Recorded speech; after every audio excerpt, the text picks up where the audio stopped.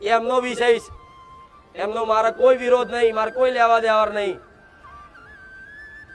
પોતપોતાની મતિ પ્રમાણે જે ગતિથી ચાલતા હોય એ જે કરે, પણ મારા સાનિધ્યમાં આવતા હોય તો આટલી વાતનું પાલન રાખજો. બે હાથ જોડીને કહું છું.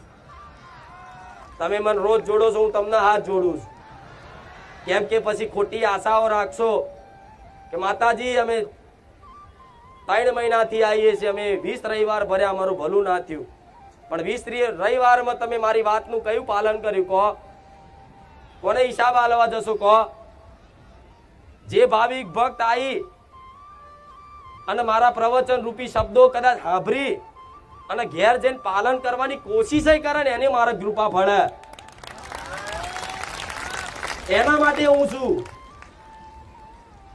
નહીં તો હું કોઈની કામવારી નહીં કે શ્રીફળ ચુંદડી અગરબત્તી આલો અને તમારું કામ કરી આલું. એવી શ્રીફળ ચુંદડી અગરબત્તીની મને શું ભૂખ હોય?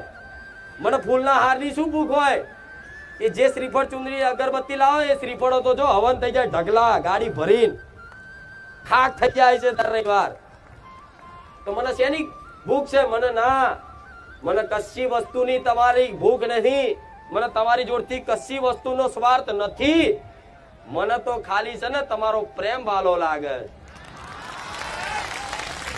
અને કોઈ પણ દેવી શક્તિ ભગવાન હોય એ હંમેશા પ્રેમ ના ભૂખ્યા હોય.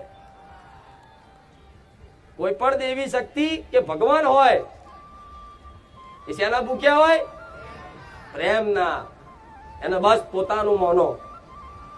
અને ખરેખરમાં સંસાર ને તમે પોતાનું કહો છો ને, પણ પોતાના પારકા થઈ ગયા છે. થઈ ગયા ને?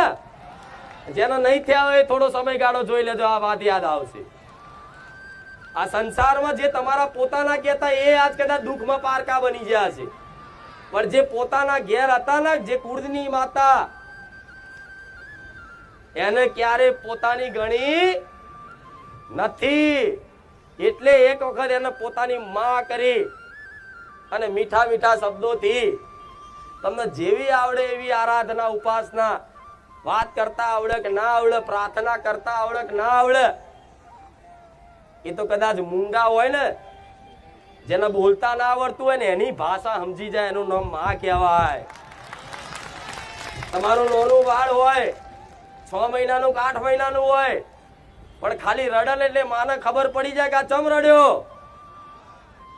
એવી રીતે પોતાની કુળદેવીને તમે ગમે તે રીતે એને પ્રાર્થના કરતા હોય, પણ એને પોતાની માં માનતા હોય ને, તો એ તમારી પ્રાર્થના હોભરી જ લેશે.